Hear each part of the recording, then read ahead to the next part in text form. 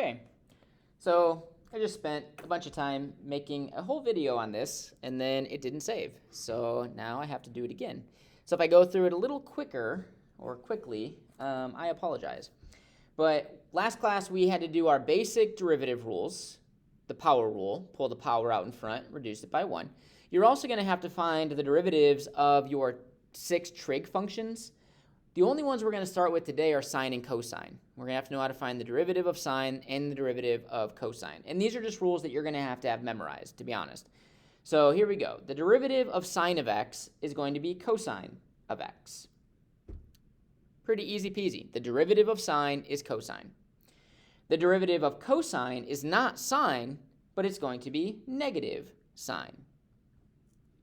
So the derivative of sine is cosine, and the derivative of cosine is negative sine. So again, those are just two we're going to have memorized. So for some practice, if y equals 2 times sine of x, then y prime is going to be 2 times cosine of x.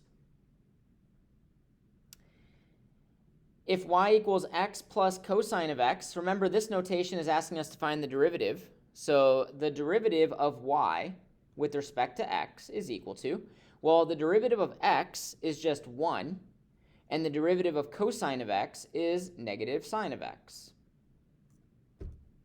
And we be done. So it's pretty straightforward when we're finding the derivatives of sine and cosine. We just have to memorize them.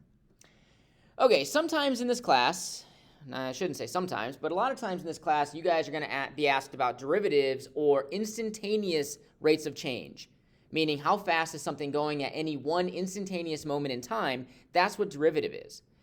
Other times, you guys are still going to be asked about average rate of change. And I know in pre-cal, average rate of change is kind of a big deal. At least in regular pre-cal, I know it is. I'm not sure in honors pre-cal how much it's still talked about, but when you guys are asked to find the average rate of change, all you're being asked to do is find the slope between 2 points, the slope formula that you guys know and love.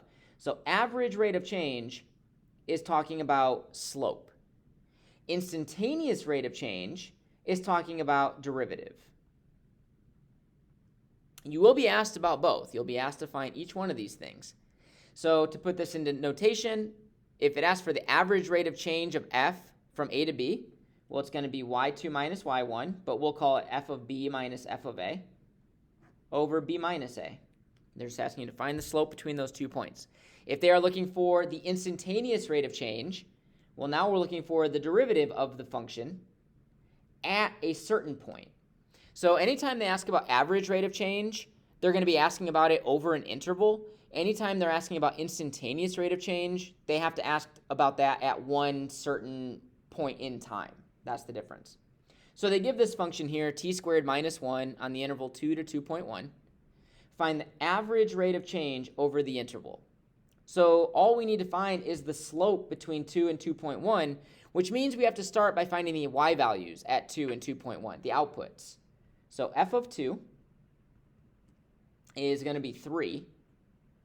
And then f of 2.1, I'm just going to give this to you. 2.1 squared minus 1 is 3.41. And now we have to find the slope between these 2 points. I do still have some students that accidentally do the x's on top. Make sure you do y2 minus y1 over x2 minus x1. And then you get 4.1. So that is our average rate of change over that interval. If they ask about instantaneous rate of change, well, now they're asking about that at 3 different times. So we first have to find the derivative of this function. So the derivative is f prime of t equals, and now we find the derivative by doing our power rule. Pull the 2 out in front, reduce the power by 1, and then the derivative of 1 is 0, so it's gone. And now we have to pump in 2.1, 2.001, and 2. So f prime of 2.1. We're plugging that into the derivative, so 4.2. F prime of 2.001 is 4.002. And then f prime of 2 is going to be 4. So just practicing 3 different derivatives. Okay, moving on. So we're going to talk about the relationship between position and velocity right now. The position equation that you guys have seen a few different times in your math classes, probably in science as well, the position equation, which is not one that you're going to have to memorize, but it's going to be negative 16t squared plus v naught t plus s naught. Now I think it's negative 16 when you're in feet per second, and I think it's something else, maybe negative 9.8 when you're in meters per second. Again, this is not a formula you're going to have to memorize. It might be one that pops up in some of your problems, but not one you have to memorize. So the t in the equation is time. V naught is the initial velocity, which the problem will almost always tell you what that is. And then S naught is the initial height, which again, the problem will almost always tell you what that is, what those two things are. The position equation in general will tell you how high off the ground something is after it's been dropped or after it's been thrown up in the air for so many seconds. That's what the position function does. Sometimes you'll be asked about velocity. That becomes a big thing in this class. If we want to find the velocity function from the position function, we just take the derivative of position. So the derivative of position is velocity. The derivative of position is velocity.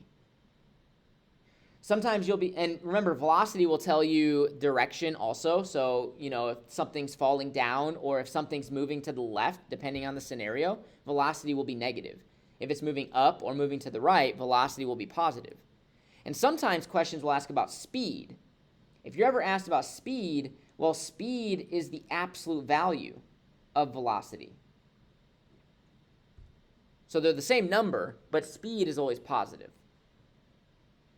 And just to conclude, velocity is equal to the derivative of position, or S prime. Okay. What I want you to do now actually is try example 2 on your own, or you can work with someone else. I don't mind if you work with someone next to you. That's fine if you want to just compare answers. But I want you guys to work through this on your own and see how it goes. So I want you to pause the video and give this a shot. And then when you're done, unpause, and then I'll show you the answers. But I really do want you to try this on your own and see if you can figure these problems out. And go.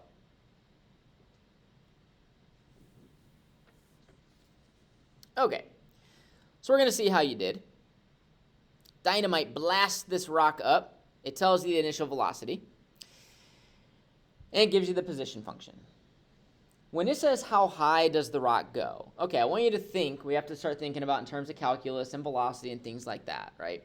Imagine this rock flies up in the air and then falls back down. When the rock gets to its highest point, its velocity is 0. It momentarily stops. For an instantaneous moment in time, the rock goes up, stops, and then falls back down. Its velocity is 0. So we need to figure out the derivative of position, because that is velocity. So when you take the derivative of position, now we want to figure out when was the velocity 0, because whenever it was 0, that's when it was at its highest point. So we set the velocity equal to 0, and we find out that happened at 5 seconds. At 5 seconds, the rock was at its highest point. But that's not the question. The question is, how high does it go? You're going to have to be very cognizant of what your functions do for you and when you should plug things into what functions. So the position function tells you height. So plug 5 into position, and it tells you it went up 400 feet in the air. At 400 feet, that was its highest point. What is the velocity when the rock is 256 feet above the ground? So we kind of have to do the opposite now. We need to figure out how long did it take for this rock to be 256 feet above the ground. So this time, we're going to set our position equal to 256. That's going to tell us when this rock was 256 feet off the ground. Well, it's a quadratic, so set equal to 0. You can divide everything by negative 16. I use my calculator. And then I factor, and then I get 2 seconds and 8 seconds. That's just when it was at 256 feet off the ground. But it says, what is the velocity? So we find the velocity at 8 seconds and 2 seconds, and we get two different velocities. And this makes sense because on the way up, at 2 seconds, it was at 256, and that's why the velocity is positive. And then coming down at 8 seconds, it's at 256, and that's why the velocity is negative. And when you can start thinking about, like, why is my answer positive? Should the answer be negative? When you start thinking about those things ahead of time, it really makes the problem make more sense, and it will help you catch, like, little mistakes that you might make throughout a problem. And then lastly, when does the rock hit the ground? This is kind of an algebra problem. We just need to figure out when is the position equal to 0. So divided by negative 16, factor out a t at 0 seconds, so initially, and then 10 seconds later it hit the ground. And there you go. If you have any questions, do not hesitate to ask. You've been a lovely audience.